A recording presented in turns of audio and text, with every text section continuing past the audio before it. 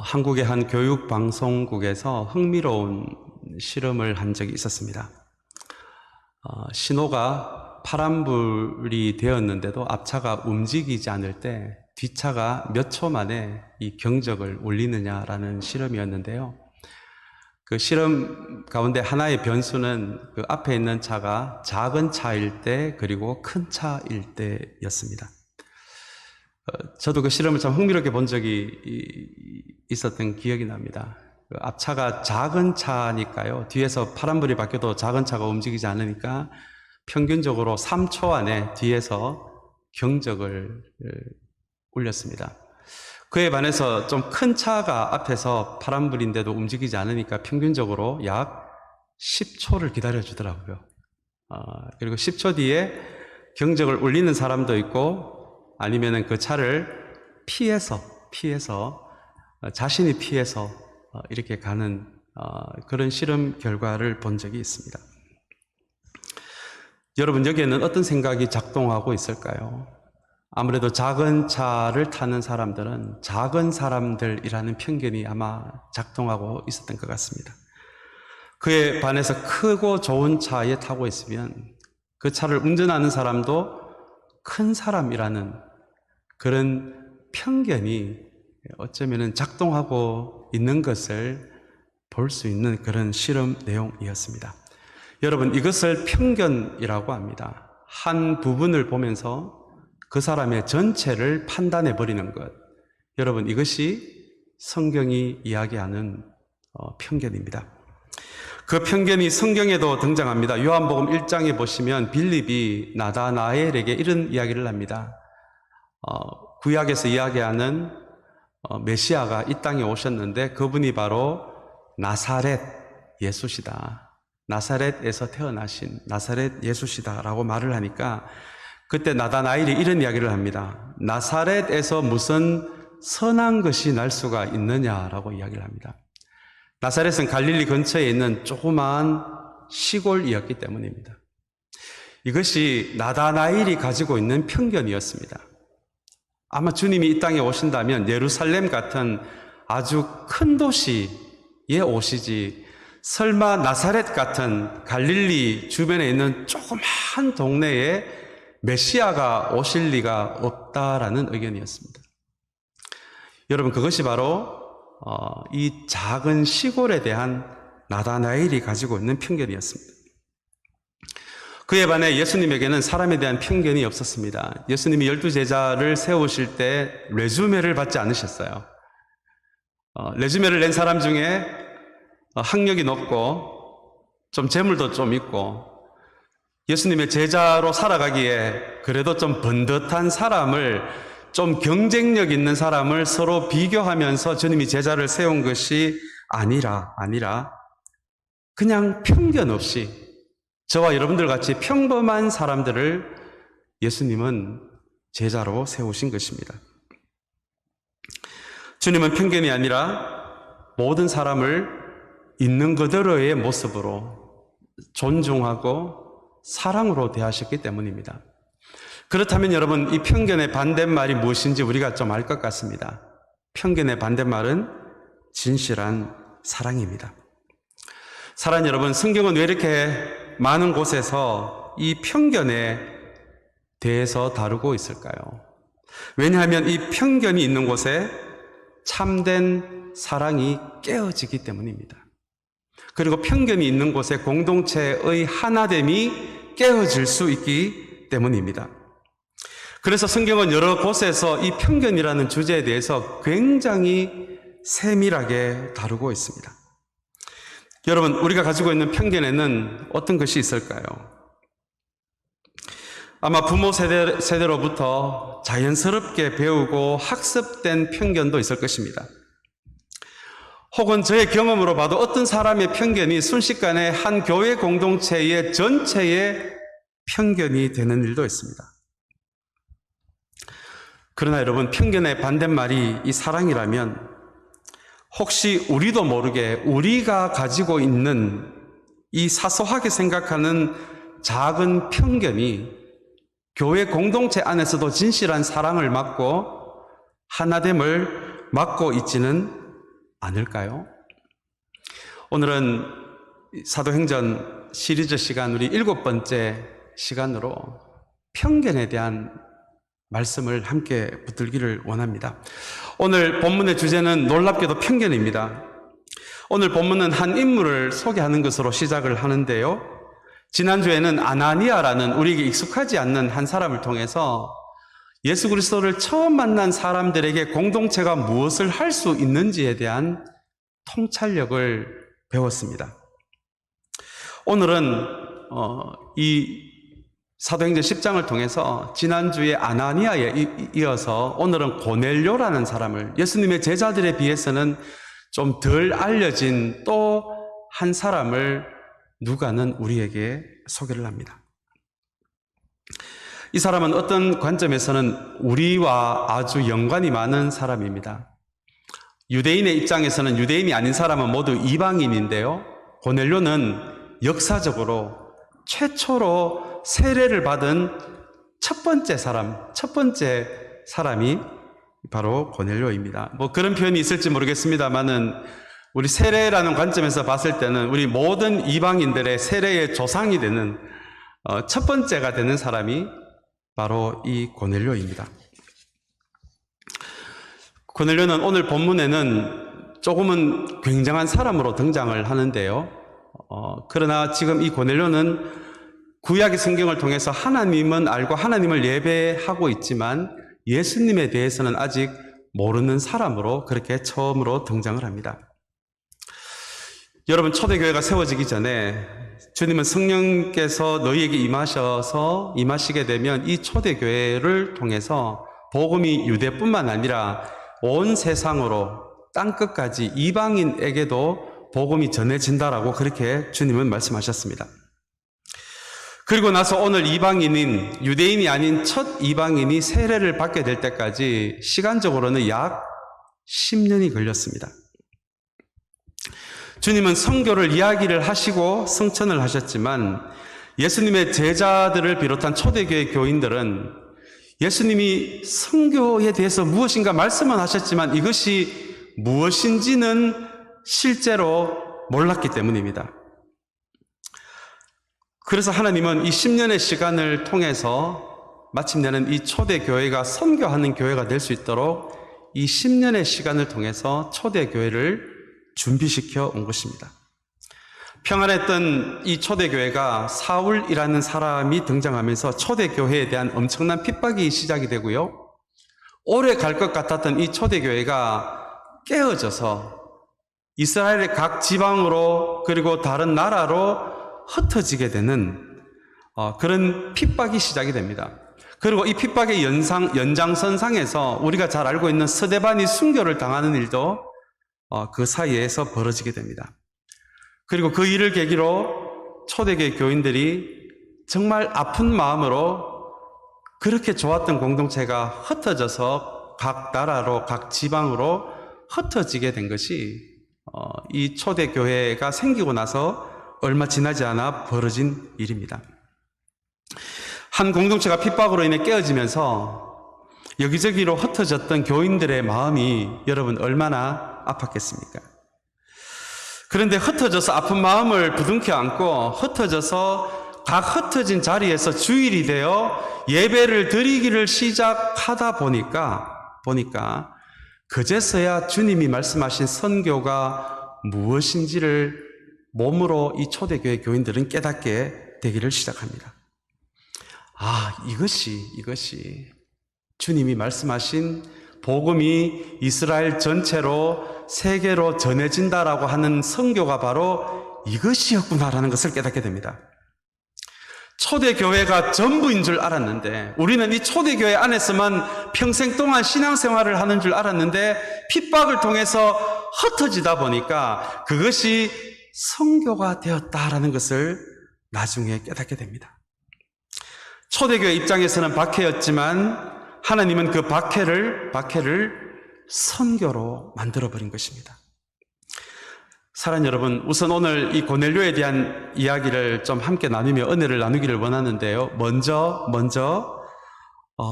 이 초대교회에 대한 핍박이 핍박을 통해 하나님이 그것을 선교로 만들어 버렸다는 것을 먼저 기억하게 되시기를 소망합니다. 놀랍게도 하나님은 우리의 아픔과 고난, 상처와 결핍을 통해서 우리는 그것 때문에 너무 힘든데 하나님은 그것을 통해서 새로운 일을 시작하시는 것이 바로 사도행전에 나오는 핍박을 통해서 선교를 시작하시는 하나님의 모습입니다. 이제 저희 교회가 다음 주가 되면 창립 2주년이 됩니다. 어쩌면 우리 공동체도 우리의 아픔의 열매가 될 수 있을 것입니다. 여러분들에게는 아픔의 과정이었지만 하나님은 여러분들의 그 아픔을 통해서 여러분들이 생각지도 못했던 토렌스 참사랑교회가 여러분 이곳에 세워지게 된 것입니다. 이것이 우리의 아픔과 상처, 결핍과 연약함까지도 하나님의 손에 놓을 수 있는 우리의 영적 용기가 바로 여기에서 나옵니다. 주님은 우리의 아픔과 상처, 우리의 부족함과 연약함, 심지어 우리의 부끄러움을 통해서도 그것을 통해서 새 일을 시작하시는 분이 바로 우리 하나님이시기 때문입니다. 하나님은 이렇게 초대교회 공동체를 조금씩 이 고난을 통해서 선교 공동체로 만들어간 과정이 오늘 10장의 앞부분까지 나오는 이야기입니다. 9장에서는 사울이라는 초대교회를 핍박했던 한 사람을 이방인을 위한 선교사로까지 세워놓으신 이야기가 9장까지였습니다. 그리고 오늘 초대교회를 선교 공동체가 되게 하기 위해서 마지막으로 작업을 하나님이 하시는데요. 그 작업이 바로 편견을 깨어 부수는 작업입니다. 편견의 반대말인 사랑이 없으면 여러분 선교는 불가능하기 때문입니다. 이 유대인들이 하나님이 선택하신 자신의 민족, 그 유일한 민족이 우리 유대인이라는 이 편견 속에 있다라면 주님께서 말씀하신 선교가 결단코 이루어질 수 없기에 오늘 주님은 마지막으로 베드로가 가지고 있었던 편견을 깨어 부수는 장면이 오늘 본문의 장면이고요. 그리고 그 장면을 통해서 처음으로 외국인에게, 이방인에게 복음이 처음으로 전해지는 이방 선교의 문이 활짝 열리게 된 계기가 바로 오늘 본문을 통해서 그 일이 시작이 됩니다. 먼저 오늘 본문은 가이사랴라는 지방의 이름이 나오고요. 그리고 그 지방에서 살고 있었던 고넬료라는 백부장의 이야기가 이어집니다. 이 가이사랴라는 예루살렘에서 약 65마일 정도 떨어진 거리였는데요. 우리 사도신경에 나오는 우리에게 익숙한 빌라도가 거주하는 그 행정기관이 있는 곳이 바로 가이사랴였습니다. 로마에서 파송된 이스라엘을 다스리라고 파송된 로마 총독이 있는 곳이다 보니 로마 군대가 주둔한 곳이기도 하고요. 여기 나오는 백부장은 약 100명의 로마 군인을 지휘하는 지휘관을 그 시대 백부장이라고 불렀습니다. 자, 그렇다면 이 고넬료가 어떤 사람인지 아마 대충 이제는 조금은 가늠이 될 것 같습니다. 그리고 놀랍게도 이 고넬료에 대한 평가가 2절과 4절로 이어지는데요. 이 평가가 참 흥미롭습니다. 먼저 2절입니다. 우리 2절의 말씀을 제가 한번 읽겠습니다. 그는 경건한 사람으로 온 가족과 더불어 하나님을 두려워하며 유대 백성에게 자선을 많이 베풀며 늘 하나님께 기도하는 사람이었다라고 오늘 본문 10장 2절은 그렇게 고넬료를 소개합니다. 고넬료는 어떤 계기를 통해서 율법을 통해 하나님을 알게 되고 하나님을 예배하는 사람은 되었지만 아직은 예수 그리스도를 모르는 상태의 사람이 바로 이 고넬료였습니다. 그런데 여러분, 아직 예수 그리스도를 모르는 하나님만 아는 이 로마 사람, 로마의 군인 장교 이 고넬료에 대한 이 10장 2절에 대한 평가가 굉장히 인상적입니다. 가만히 보니까 이 사람을 경건한 사람이라고 부릅니다. 하나님을 두려워하는 사람이라고 부릅니다. 자선을 많이 베풀며 하나님께 기도하는 사람이다라고 그렇게 이야기를 합니다. 여러분, 여기에서 말하는 이 경건한 사람은 성경에 경건이라는 단어가 굉장히 많이 나오는데요. 그러나 또 굉장히 오해를 받고 있는 단어가 바로 또한 이 경건이라는 단어입니다. 우리는 보통 성경을 많이 보는 사람, 기도를 많이 하는 사람, 그리고 주일에 예배를 빠지지 않는 사람을 대개 우리는 경건한 사람이다라고 우리는 그렇게 부르는데요. 성경에서 이야기하는 경건은 그런 의미가 아닙니다. 성경에서 이야기하는 경건은 말씀과 기도의 결과로 그 사람의 일상의 삶에서 크리스찬이라고 부를 수밖에 없는 그런 행동이, 크리스찬이라고 부를 수밖에 없는 그런 크리스찬다운 행동이 있는 사람을 성경은 경건한 사람이다라고 부릅니다. 우리 역사적 문헌에 보면 굉장히 흥미로운 이야기가 나오는데요. 우리 초기, 교회가 세워진 초기 시대에 모든 지역에 세워진 교회 사람들에게 공통적으로 드러나는 크리스천의 행동 패턴이 있었습니다. 그 패턴은 바로 가난한 자를 구제하는 모습이었습니다. 1세기에 여러 지역에 바울에 의해서 예수님의 제자들에 의해서 세워진 이 교회들의 전체적으로 드러난 공통적인 특징 하나가 주변에 가난한 사람이 있다면 그 사람을 가만히 놔둘 수가 없었다는 것입니다. 무슨 수를 써서든지 가난한 사람을 구제했던 것이 초기 크리스천들의 공통적인 행동의 패턴이었습니다. 여기에 대해서 로마의 율리아누스라는 황제가 쓴 기록이 있는데요. 참 흥미로운 기록입니다. 이분이 이런 이야기를 합니다. 감히 로마의 식민지인 이스라엘 주제에, 그것도 시골 사람들이 모여 사는 갈릴리 출신들이 가난한 사람들을 돕는다고 하니 참 가소롭다라는 그런 기록을 남긴 문헌이 있습니다. 게다가 식민지 주제에 우리 로마 사람들까지도 가난한 사람을 돕겠다고 하니 실로 참 웃기는 사람들이다, 이런 문헌이 나올 정도로 초기의 크리스천들에게는 가난한 사람들을 가만히 보고 지나지 못하는 경건함이 그 사람들에게 있었습니다. 사랑하는 여러분, 이 경건함은 바로 그런 의미입니다. 그리고 이어서 이 고넬료를 하나님을 두려워한다라고 또한 평가를 합니다. 여기서 말하는 두려움은 여러분 공포가 아닙니다. 우리가 지옥 갈까봐 하나님의 말씀에 순종한다면 그것은 공포심으로 주님을 믿는 것인데요. 성경에서 이야기하는 하나님을 두려워한다라고 할 때 이 두려움은 우리 한국말로는 한 단어로 표현하기가 굉장히 조금 쉽지 않은 그런 단어인데요. 왜냐하면은 성경에서 이야기하는 하나님을 두려워한다라고 할 때 그 두려움 안에는 하나님에 대한 감탄과 하나님의 사랑과 하나님의 정의와 하나님의 거룩하심에 대한 놀라움과 감탄과 경이로움이 담겨진 말이 바로 이 두려워한다라는 단어이기 때문입니다. 하나님의 사랑과 공의와 하나님의 거룩하심에 대해 감탄할 줄 아는 사람은 지옥에 갈까봐 하나님의 말씀을 따라가는 사람들이 아니라 내가 나쁜 선택을 했을 때 하나님의 마음이 아플 수가 있구나. 하나님의 마음을 아프게 하는 것이 두려워서 내가 나쁜 선택을 하지 않겠다라고 결심하는 사람을 성경은 하나님을 참되게 두려워하는 사람이다라고 그렇게 이야기를 합니다. 여러분, 그렇지 않습니까? 하나님을 진짜 하나님에 대한 감탄 안에서 하나님을 두려워하는 사람은 그 어떤 것도 두려워하지 않게 됩니다. 그러나 그런 하나님을 두려워하지 않는 사람은 이 세상 모든 것에 대해서 두려워하면서 살 수밖에 없는 것이 우리 인간의 본성입니다. 사랑하는 여러분, 다시 한번 이 고넬료가 받은 평가처럼 하나님을 정말 감탄 안에서 그분의 거룩하심에 대한 놀라움 안에서 하나님을 두려워할 수 있는 저와 여러분들이 되시기를 주님의 이름으로 축복합니다. 그리고 이 고넬료에 대한 평가가 자선을 많이 베푸는 사람, 나누는 사람이라고 이야기하고요. 그리고 늘 하나님께 기도하는 기도의 사람이었다라고 10장 2절은 그렇게 이야기를 합니다. 제가 이 말씀을 한 주 동안 묵상하면서 저는 목회자로서 제가 이렇게 살아가고 있는데요.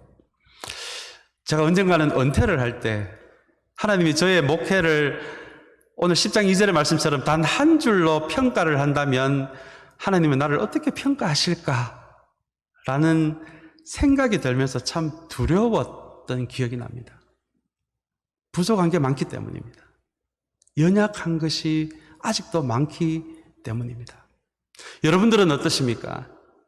여러분들의 인생의 마지막에 주님이 여러분의 인생을 오늘 10장 2절 단 한 절에 말씀으로 고넬료를 평가하신 것처럼 주님도 여러분의 인생을 단 한 절로 평가를 한다면 주님이 어떻게 여러분들의 인생을 평가하시겠습니까? 그리고 어떤 평가를 받고 싶으십니까? 사랑하는 여러분, 다시 한번 오늘 이 10장 2절의 말씀을 통해서 우리의 인생을 돌아보았을 때 부끄러움이 없는 우리도 할 수만 있다면 주님에 의해서 우리가 경건한 사람이었고 크리스찬의 삶이 있는 사람이었고 하나님을 두려워하는 사람이었고 우리의 것을 나눌 줄 아는 사람이었고 그리고 무엇보다도 우리가 기도하는 사람이었다라는 성경이 이야기하는 단 한 줄의 한 사람의 인생에 대한 평가가 또한 저와 여러분들에 대한 평가가 되시기를 주님의 이름으로 축복합니다. 오늘 이 말씀의 3절을 이어서 4절에는 더 굉장한 평가가 나옵니다. 함께 보겠습니다. 고넬료가 천사를 주시하여 보고 우리 지금 기도 가운데 지금 비전을 환상을 보고 있는 장면인데 두려워서 물었다. 천사님 무슨 일입니까? 천사가 대답하였다. 내 기도와 자선 행위가 하나님 앞에 상달되어서 하나님께서 기억하고 계신다라는 말씀입니다. 여러분, 오늘 이런 성경에서 특별히 하나님이 좋아하신다, 싫어하신다, 하나님께서 기억하고 계신다라는 표현이 나오면 우리가 조금 긴장하고 이 말씀을 들어야 됩니다. 왜냐하면 이것이 하나님이 한 사람의 인생을 평가하는 기준이기 때문에 그렇습니다. 오늘 이 4절의 말씀에 보니까 하나님께서 한 인생을 기억하실 때 무엇을 기억하시느냐 하면 내 기도와 너의 자선행위, 너의 가난한 자에게 너의 가지고 있는 것을 나누는 그 나눔을 기억하신다라고 성경은 이야기합니다. 어떤 분들은 기도에만 집중하시는 분들이 계시고요. 어떤 분들은 기도를 좀 등한시하면서 나누는 것에 더 초점을 두시는 분이 계십니다. 그런데 오늘 말씀에 의하니까요. 내 기도를 기억하신다, 너의 선한 행동을 기억하신다가 아니라 너의 기도와 그 기도에서 나오는 선한 행동 이 두 가지를 동시에 기억하고 계신다라고 4절은 이야기합니다. 사랑하는 여러분, 이것이 영적 균형입니다. 기도가 하나님과의 관계를 의미한다면 이 나눔은 이웃과의 관계가 될 것입니다. 사랑하는 여러분, 다시 한번 이 10장 4절의 말씀을 통해서 하나님이 기억하시는 사람, 하나님을 사랑하는 사람, 그리고 동시에 이웃을 사랑하는 사람, 이 두 가지의 모습이 모두 나오는 그 사람을 하나님은 그 사람을 기억하신다라는 말씀을 꼭 기억하게 되시는 저와 여러분들이 되시기를 다시 한번 주님의 이름으로 축복합니다. 이런 고넬료에 대한 평가가 우리 같은 이방인의 입장이 아니라 아직 선교가 무엇인지 모르는 그 시대의 유대인들의 입장에서는 굉장히 불편할 수 있는 평가가 바로 성경에 대한 고넬료의 평가였습니다. 왜냐하면 우리 유대인들만이 하나님이 선택한 사람들이기 때문입니다. 그 입장에서는 이방인들은 모두 속된 사람이 될 수밖에 없는데 오늘 성경은 이 고넬료라는 이방인에 대해서 경건한 사람, 하나님을 두려워하는 사람, 하나님이 기억하는 사람이다라는 이 표현을 읽는 그 시대 유대인들의 마음에 얼마나 기분이 나빴겠습니까? 이거는 이방인들에게 합당한 말이 아니거든요. 지금 이 사도행전 오늘 본문은 고넬료에 대한 이 평가를 통해서 이 초대교회 공동체와 1세기 교회들이 이 선교를 준비할 수 있도록 이제 이방인들을 향한 선교를 열어젖히는 마지막 단계로서 이 유대인 교회들이 가지고 있는 이방인들에 대한 편견을 깨어 부수는 장면이 여러분 바로 이 고넬료에 대한 하나님의 평가입니다. 그리고 베드로와 유대인으로서 이방인에 대한 편견을 가지고 있었던 베드로를 주님이 환상 가운데 만나는 장면이 이어집니다. 베드로는 고넬료가 지금 누구인지를 전혀 모르는 상태입니다.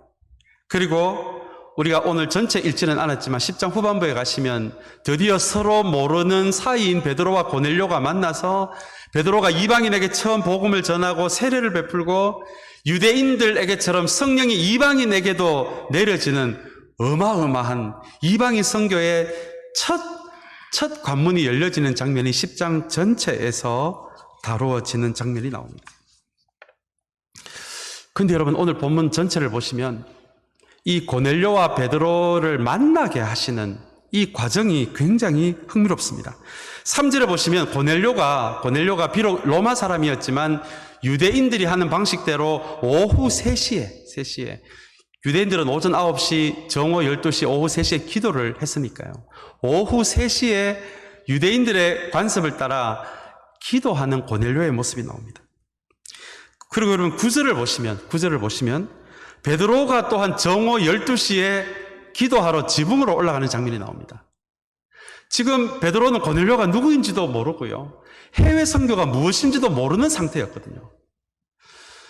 근데 여러분, 이 누가가 이 고넬료와 베드로의 이야기를 들으면서 굉장한 영적 관찰력으로 하나의 공통점을 발견하게 되는데요.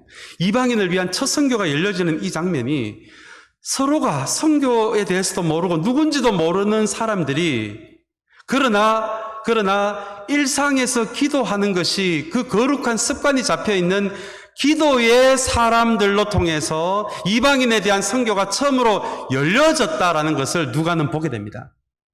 그래서 베드로와 고넬료가 만나는 이 장면을 묘사하면서 서로 모르는 사람들이 기도하는 자리에서 이방인에 대한 첫 선교의 시작이 그렇게 시작되었다라는 것을 누가는 지금 기록하고 있는 것입니다. 누가가 기록한 누가복음에 보시면 예수님도 하루의 사역을 시작하시기 전에 새벽에 기도로 그 사역을 준비하셨거든요. 사역을 하시기 전에 주님 앞에서 하나님 앞에서 하나님과의 친밀한 관계를 먼저 누리는 기도로서 그 사역을 시작하셨다는 것을 누가가 누가복음에도 기록하고 있었거든요. 그런데 그 관점에서 오늘 이 베드로와 고넬료를 보니까 해외 선교가 이제 막 시작하는 이 시점이 바로 이 두 명이 기도하는 자리에서 그것이 시작되더라라는 것을 누가는 보게 됩니다. 누가는 이 장면을 통해서 우리가 선교를 하고 우리가 복음을 전하는 것이 아니라 하나님이 선교를 하는 방식, 하나님이 복음을 전하는 방식을 가만히 보니까 우리가 하는 것이 아니라 기도하는 사람을 통해서 하나님이 그 일을 하시더라. 그것을 누가는 오늘 사도행전 10장을 통해서 그것을 말하고 싶었던 것입니다. 많은 교회가, 저도 옛날에 한때 그런 착각을 한 적이 있었어요. 우리가 선교를 하고 우리가 계획을 해서 우리가 선교를 하고 하나님이 그 선교를 도와주시는 걸로 알았거든요. 여러분, 그렇지 않습니다.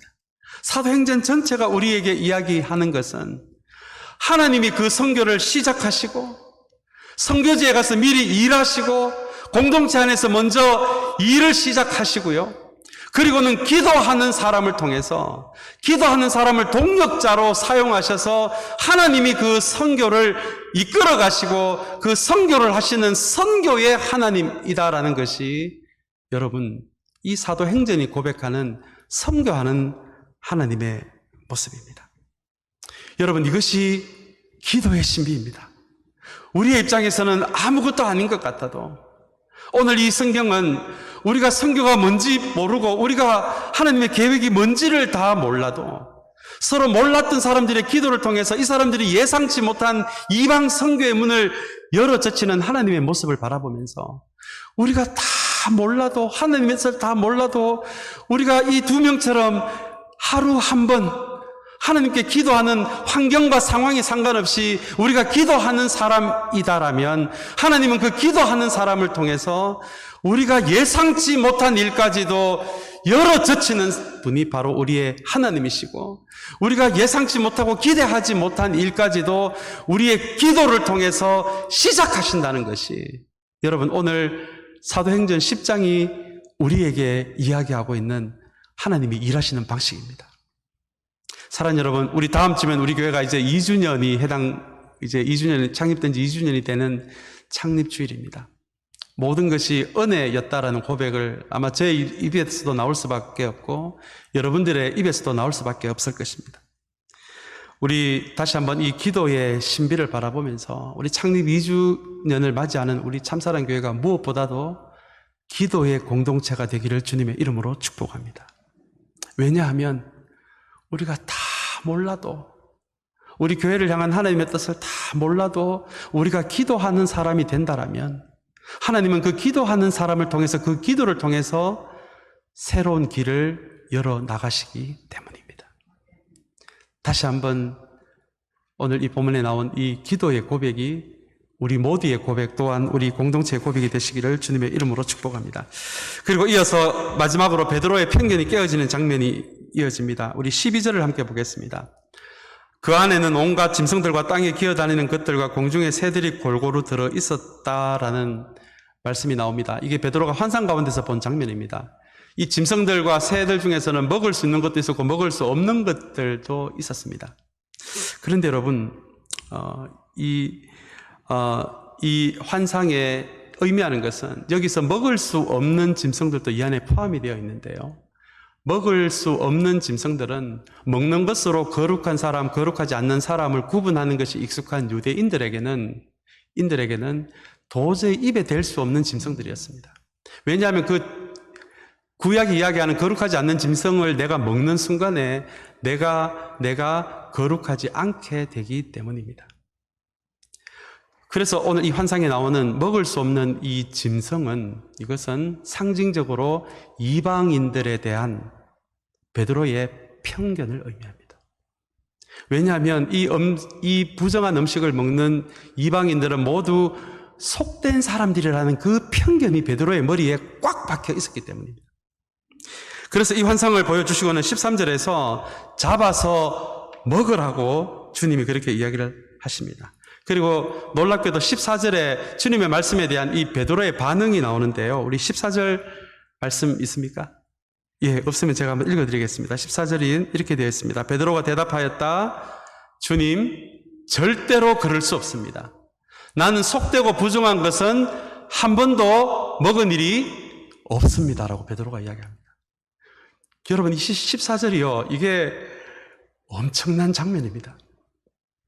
오늘 주님이 명령하시는데 베드로가 지금 노라고 하는 장면입니다. 주님의 말씀을 베드로가 이전부터 가지고 있었던 자신의 편견으로 주님의 말씀을 이기려고 하는 장면입니다. 여러분, 편견이 이래서 참 무섭습니다. 내 안에 사람에 대한, 그 사람의 빈부에 대한, 외모에 대한, 피부 색깔에 대한 내 경험에서 나오는 편견이 내 안에 자리 잡은 순간에 우리는 이 14절의 베드로처럼 우리도 우리의 편견을 가지고 주님을 이기려고도 하는 모습이 나올 수가 있는 것이 여러분, 이 편견의 힘입니다. 감히 주님이 말씀하시는데 베드로가 다른 것도 아니고 자신 안에 박혀있는 이 편견으로 안 됩니다라고 말하는 장면이 바로 14절의 말씀입니다.